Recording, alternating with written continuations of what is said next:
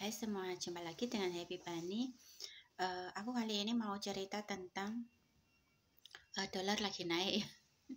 Pasti untuk kalian yang kerja di sana, di Hong Kong, dolar naik, pasti kalian itu sering-sering banget mengumpulkan gaji kalian itu untuk sering dikirim gitu ya. Dan menyisakan sedikit saja untuk kalian simpan ya. Tapi aku di video ini mau mengingatkan ya, saling mengingatkan ya. Aku lagi baca VT tadi ya. Katanya ada satu cerita, satu TKW mbaknya itu libur ya. Terus dapat satu cerita itu dari orang di jalan gitu waktu libur. Dia menceritakan tentang saudaranya, sepupunya kayak gitu. Itu kerja 7 tahun di Hong Kong ya. Kerja 7 tahun di Hong Kong itu kok kirim uang, dan dia sebagian sudah dikirim ke orang tuanya atau saudaranya atau ke keluarganya gitu.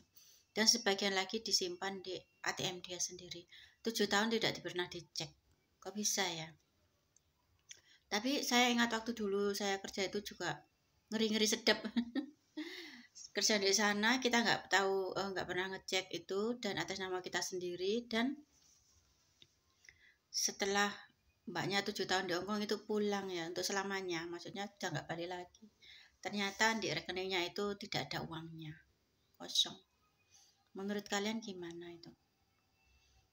Di mana kesalahan dia? Jadi aku sendiri, pengalaman aku ya, waktu aku kerja di Hongkong itu aku cuti pulang ya, mungkin cuti pertamaku itu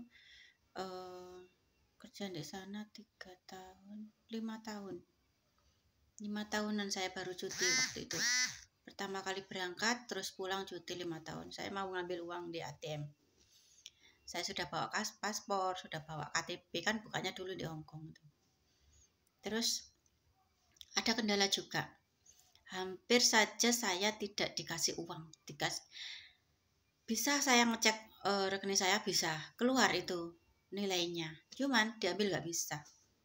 Saya tanya terus, kenapa nggak bisa gitu.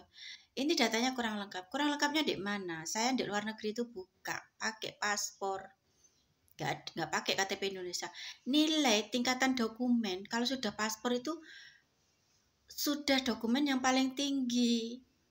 Kok masih ada kendala itu loh. Saya tetap di situ, saya juga ngomong gini, kendalanya di mana? Apakah paspor saya ini bukan asli? Saya bilang gitu. Kita nggak tahu, kita harus butuh pengecekan. Pengecekannya berapa lama? Bisa dicek di mana ini yang ini sudah tertera, ini apa, kontrak kerja saya, ini paspor saya. Paspor saya itu waktu dulu itu ada, kalau nggak salah ada 2 ya. Di sana itu sudah 5 tahun itu ada 2. Karena 3 tahun sama 2 tahun itu berjalannya itu sudah ada 2. Apa terdeteksi nggak asli kayak gitu. Saya di situ hampir setengah jam saya itu terus gitu. Tapi kita nggak bisa mengeluarkan uang ini, takutnya ini bukan mbak pemiliknya. Pemiliknya gimana? Tolong dicek ini keasliannya. Mbaknya bisa tahu nggak ini asli apa enggak? Ini saya KTP saya, ini saya wajah saya, ini orangnya. Saya menutup mata kamu aja bilang, ini namanya siapa, tanggalnya berapa, majikannya siapa, dari pertama itu kan di paspor ada. Itu semuanya saya juga tahu. Apa perlu agen saya yang di Hongkong apel? Saya gitu kan. Apa perlu saya ngasih tahu nomor saya, agen saya, sekarang saya belkan segera kayak gitu. Jadi kayak kita itu meskipun uang kita sendiri ya, pakai dokumen kita sendiri, kadang orang itu suka gimana kalau ada yang sulit kenapa dimudahkan kayak gitu loh. Saya juga heran ini kenapa gitu. Habis itu saya bilang gini mbak, tapi kami tidak bisa mengeluarkan uangnya mbak hari ini, kami butuh pengecekan yang sah gini. Butuh berapa lama, berapa hari? Waktu cuti saya itu ini 14 hari sudah kepotong 3 hari, tinggal 11 hari. Kalau saya nggak bisa ngambil uang ini, terus saya libur pulang ke rumah itu hari apa? Terus ini baru segini saya kerjaan ini, uang saya nggak bisa diambil. Bagaimana ke depannya kalau saya balik lagi dan uang saya tidak bisa diambil? Urusan ini harus segera diselesaikan, saya bilang kayak gitu.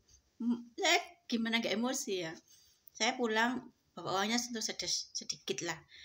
Udah habis, udah 3 hari libur di rumah itu. Kan kita juga butuh main kemana gitu, nggak dikasih uangnya. Dibuat susah, diribetkan kayak gitu. Terus pada akhirnya itu, ini siapa ini? Saya harus menemui siapa ini kalau nggak bisa keluar ini? di mana saya mau ini secepatnya. Kalau saya terdeteksi ini biodata ini saya ini nggak asli, saya mau ini ada urusan. Tapi kalau terdeteksi asli, tolong keluarkan uang saya. Saya butuh uangnya. Saya butuh liburan. Saya cuti. Saya sudah 5 tahun nggak pulang. Saya butuh uang. Jadi saya harus mengambil uang saya. Terus habis itu saya disuruh ketemu sama pemimpin dia yang paling itu. Saya dibawa ke kantornya dia. Terus saya dikasih pertanyaan, Mbak namanya siapa? Sudah kerja di sana? Mau balik apa enggak gitu. Habis itu pada akhirnya uang saya itu dikeluarkan. Jadi saya saat itu ambil berapa juta? 5 juta, 6 juta itu saya ambil uang saya. Setelah itu pun ya itu awal-awal saya pertama kali pulang dan mau ambil uang saya sendiri, bukan uang orang lain, dipersulit loh. Terus itu gimana ya? Saya kadang kalau dengar cerita mereka, saya kirim uang mengirim uang dari luar negeri atas nama sendiri, nanti pulangnya itu kadang ada yang nggak pernah dicek gitu. Itu yang sangat ngeri-ngeri sedap ya, uang masuk di rekening tapi tidak pernah dicek isinya, masuk apa enggaknya, kok bisa gitu ya, kok bisa setenang itu, apa punya HP itu tidak dicarikan dicari buat info-info. Saya aja yang dicek selalu di sana itu ada pengecekan itu setiap 3 bulan itu bayar memang. Kita melihat uang yang di bank kita itu aja bayar loh di sana, nggak murah loh. Kadang ada yang 300.000 sekali pengecekan, sekali pengecek. Jadi nggak setiap bulan kita dicek, ada beberapa bulan sekali itu dicek, ada dicek.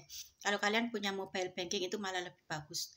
Itu bisa dicek, ada keluar semua nilai uangnya di dalam ATM kalian itu. Tapi kalau kalian nggak ada m-banking, kan m-banking itu juga perlu proses ya. Ada konfirmasi ke itunya. Jadi kita pulang dulu Indonesia, konfirmasi untuk pembukaan m-banking itu juga ada cara-caranya. Jadi butuh waktu. Jadi tapi kalau yang nggak punya itu terus gimana gitu. Saya sendiri aja kalau saya waktu itu saya hanya diem aja, saya nggak bisa.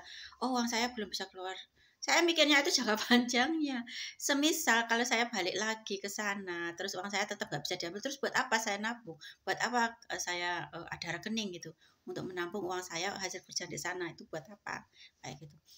Sekarang aja ada kendala. Terus bagaimana dengan besoknya? Apa enggak? Jadi saya waktu itu juga saya bukan tipe orang yang suka ngengkel-ngeyel. Tapi kalau saya ini dalam keadaan tidak ada salahnya, ini uang saya sendiri, saya ingin mengambilnya. Apa hak kalian untuk melarang-larang gitu ya? Persyaratan sudah ada, bukannya sama paspor.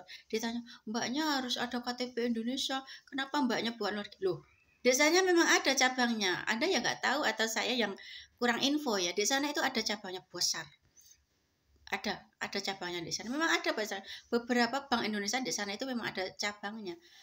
Tolong itu jangan dipersulit seperti itulah. Mereka itu para TKW itu bekerja bukan, kadang heran aku, mereka bekerja itu untuk merubah nasib mereka, bukan untuk apa ya, karena merasa di sini ini kurang beruntung, makanya mereka dengan nekat, dengan semangat itu bekerja di sana. Kalau sudah pulang untuk menikmati hasilnya, kalian jangan mempersulit kayak gitu, dimudahkan lah. Iya ya, dalam agama itu ya kita harus belajar memudahkan urusan orang lainnya. Jangan mempersulit urusan orang lain. Kalau mau urusan kita itu ke depannya itu juga dimudahkan sama orang. Karena setiap karma kebaikan itu, setiap pekerjaan itu adalah tanggung jawab juga di akhirat ya, bukan hanya kita melakukan dosa apa. Setiap pekerjaan itu adalah juga bagian kita untuk meraih pahala amal-amal sebanyak-banyaknya. Kalau kita memudahkan urusan orang pun itu juga ada pahalanya. Jangan mikir dunia aja ya, karena dunia ini hanyalah pintu sementara untuk kita berangkat ke akhirat. Jadi pikirkan juga ke akhirat. Tolong keadilan itu ditegakkan gitulah. Meskipun memang ya terkadang ada yang harus dibenarkan, tapi keadilan itu sebenarnya harus ditegakkan benar-benar. Apalagi ini urusan kemanusiaan ya, mereka itu sudah susah payah banget. Kalian nggak tahu gimana deritanya pekerjaan di sana dari pagi sampai kadang ada jam 1. Next video akan saya ceritakan bagaimana susahnya pekerjaan di sana. Tidak mudah, ada pengorbanan tenaga, ada pengorbanan pikiran, nggak mudah seperti itu. Jadi tolong dimudahkan aja untuk urusan pengambilan ini. Next aku lanjut ya videonya ya.